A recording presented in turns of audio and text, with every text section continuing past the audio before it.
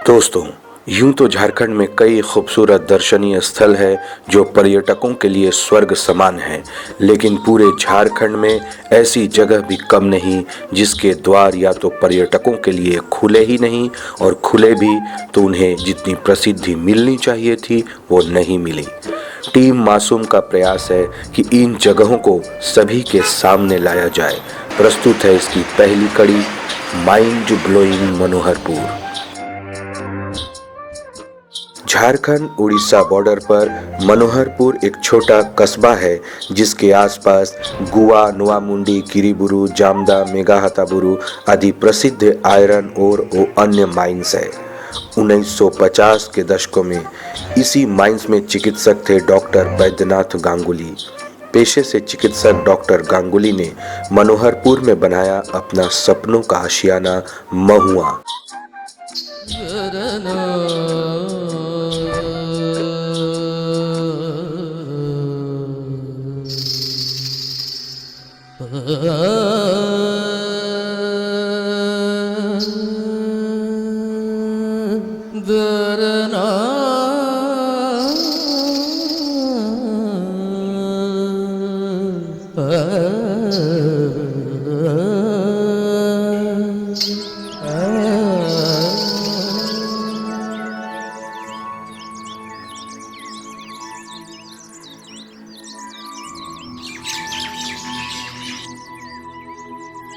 कई उतार चढ़ाव के बाद डॉक्टर गांगुली का महुआ आज पर्यटकों का स्वप्न निवास बन गया है। शांति का एक ऐसा ठिकाना जहां सुकून के 2 पल गुजारने के लिए आप बार बार आना चाहेंगे।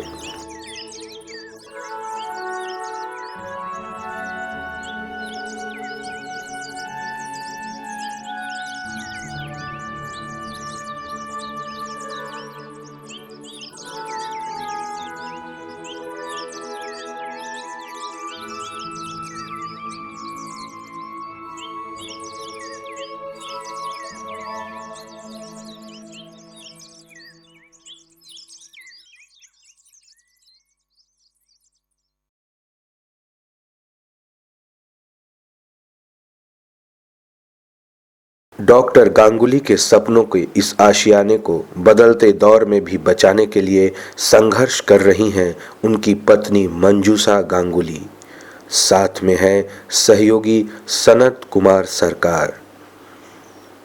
বাড়িটা আমার যে বাড়িটা এটা একটা নিছক বাড়ি নয়, এটা একটা স্বপ্নকে বাঁচিয়ে রাখার লড়াই। डॉक्टर गांगुली का महुआ अब इन दोनों के प्रयास से संतूर गेस्ट हाउस के रूप में खड़ा है। हावड़ा मुंबई भाया Nagpur main rail line route में मनोहरपुर स्टेशन से 10 मिनट की दूरी पर इस संतूर गेस्ट हाउस में ठहरकर आप इसके सुकून और शांति को पल पल आत्मसात कर सकते हैं। अगर आप घूमना चाहते हैं तो तैयार होकर चलिए घूमने। संतूर रेस्ट हाउस में ही आपको भाड़ा पर गाड़ी मिल जाएगी और गाइड के रूप में मिल जाएगा बिलिसिंग कंडुलना उर्फ गोपी गाइड। संतूर से निकलकर मनोहरपुर गोइल किला चक्रधरपुर चाईबासा रोड में 22 किलोमीटर चलना होगा। सड़क के दोनों किनारे छोटे छोटे गांव, सीधे साधे ग्रामीण और खूबसूरत प्राकृतिक दृश्यों को देखते देखते आप पहुंच जाएंगे पार्लीपोस गांव।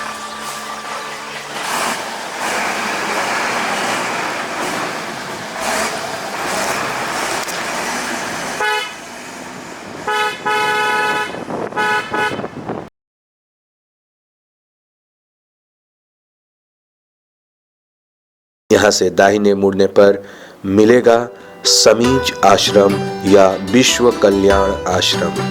1949 के दशक में जब मिशनरियों द्वारा इलाके में व्यापक पैमाने पर धर्मांतरण किया जा रहा था तो स्वामी स्वरूपानंद जी महाराज ने बनवाया था यह खूबसूरत आश्रम, मंदिर और अस्पताल। अभी भी यह आश्रम सिर्फ धर्म ही नहीं, मानव सेवा का भी केंद्र है। धर्म में रुचि रखने वालों के लिए आश्रम प्रांगण कई मंदिरों से सुशोभित है।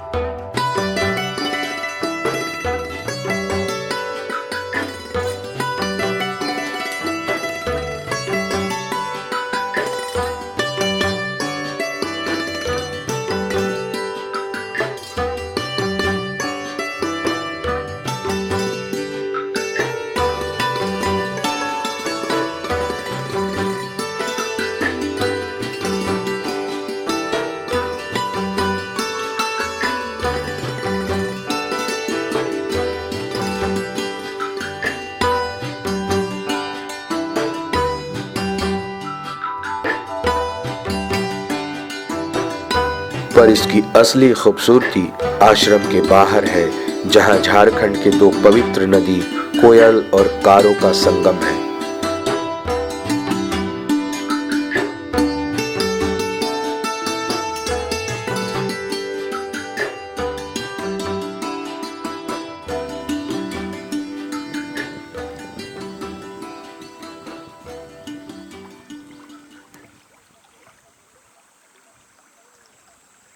आश्रम के संचालक मंडली के सदस्य रिटायर प्रोफेसर बीपी सिंह इस संगम तट पर आश्रम बनाने का कारण बताते हैं।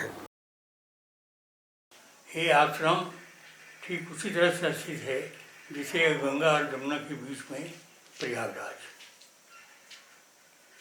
जमुना की स्थिति जैसे नीलमा लिए हुए है उसका जल, मुरारी काय कालिमा ललामवारी धारणी, वह है जमुना। और गंगा है जो बिल्कुल उज्जवल धारा है उसकी, और कल कल बहती है, उसमें आवाज़ है।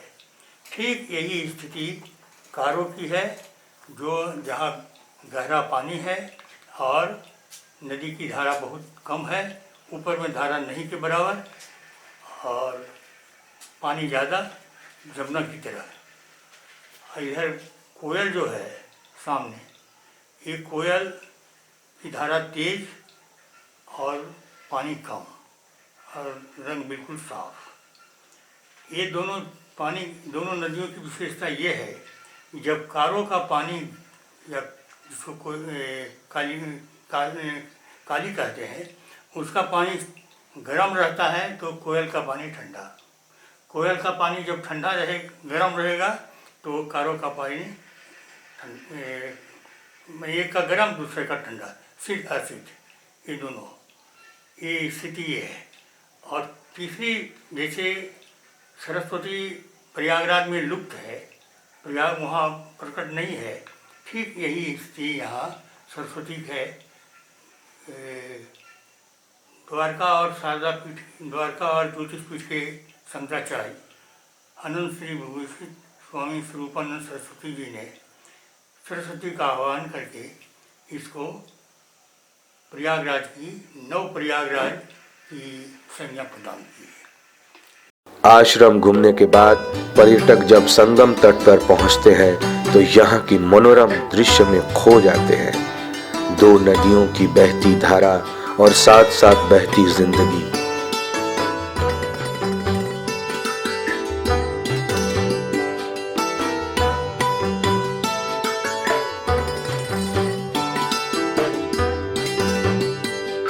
यह नदी यहाँ के लोगों का जीवन रेखा है और फिर इसी तट पर आकर खत्म होता है जीवन का चलना, जलती है चिताएं।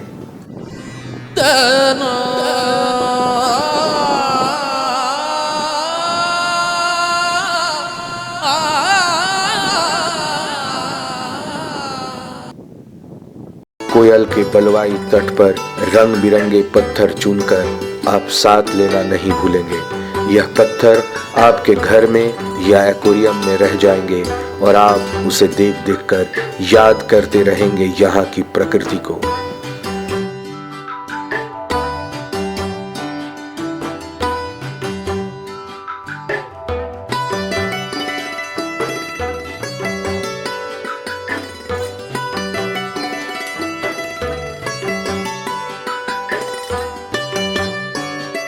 संतूर गेस्ट हाउस लौटकर रात्रि विश्राम के बाद आप दूसरे दिन चल सकते हैं रुआम।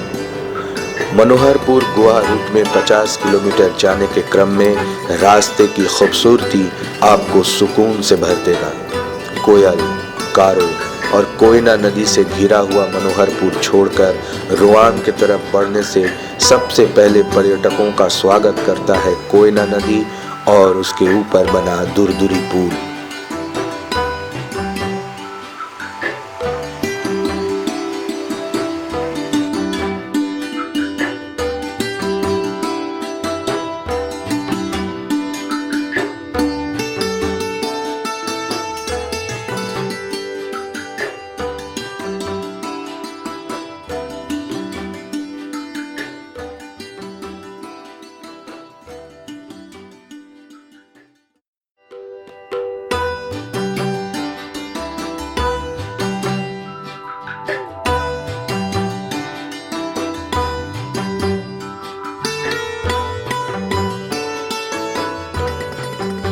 कोयना के बाद रास्ते में आता है कोयल।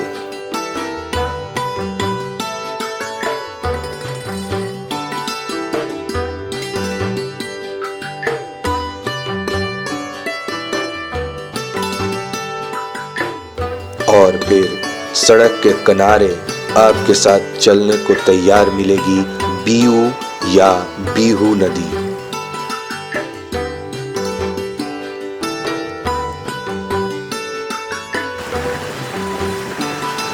आसाम के प्रसिद्ध बीहू नृत्य की भांति यह नदी भी पत्थरों के बीच से होकर उछलती कूदती इठलाती बहती रहती है और आप खो जाते हैं इस अनुपम प्राकृतिक खूबसूरती के बीच। कुछ देर यहाँ ठहरकर आगे बढ़ते हुए पहुंच जाएंगे रोआम गांव। सड़क के किनारे गाड़ी रखकर चलना होगा पैदल, साथ में गोपी गाई। लगभग 1.5 किलोमीटर पैदल चलकर पहुंच जाएंगे कारो नदी के किनारे। चप्पल जूता खोलकर नदी में उतरते ही उसके शीतल स्पर्श से शरीर को मिलेगा एक सुखद एहसास, दूर होगा थकावट।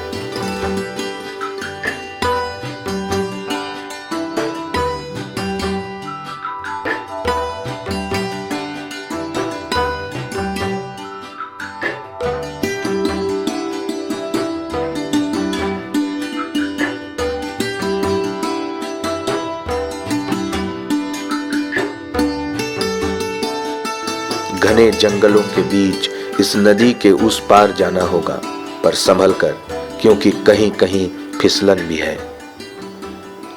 रंगीन पत्थर के टुकड़े और छोटी मछलियां।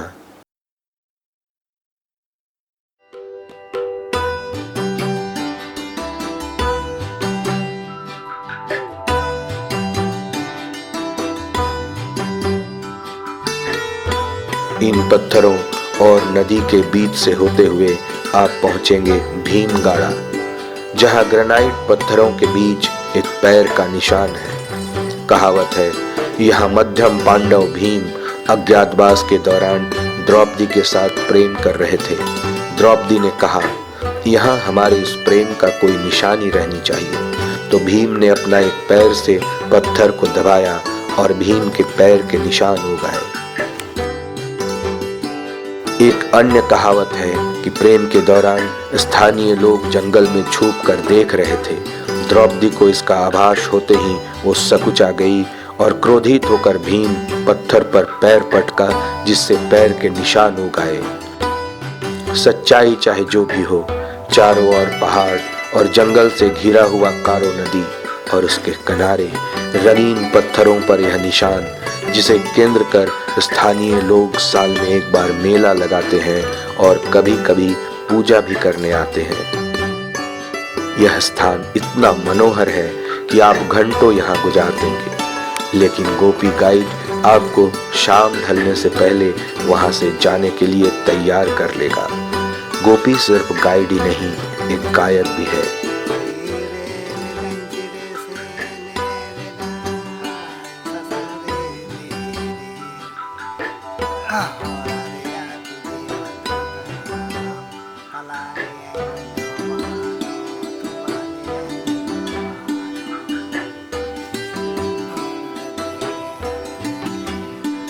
और उसी रास्ते से वापस जब मनोहरपुर लौटेंगे, तब भी यहाँ का मनोहारी रूप आपकी आंखों के सामने होगा। मनोहरपुर के संतूर गेस्ट हाउस को केंद्र में रखकर आप इस दो खूबसूरत जगह के अलावे किरीबुरु, मेगाहातुबुरु, हिल व्यू पॉइंट, मेगाहातुबुरु का 3 झरना, झिंगरी, बिजरी, तुइबा, थलकोबाद का थलको झरना और वन विभाग का बंगला भी घूम सकते हैं। पर इन सभी जगहों पर चलेंगे कुछ दिनों के बाद। तब तक के लिए नमस्कार। घूमते रहिए, जुड़े रहिए टीम मासूम के साथ। और हाँ, हमें सब्सक्राइब करना न भूलें और अपना महत्वपूर्ण सुझाव कमेंट्स के माध्यम से ज़रूर दें।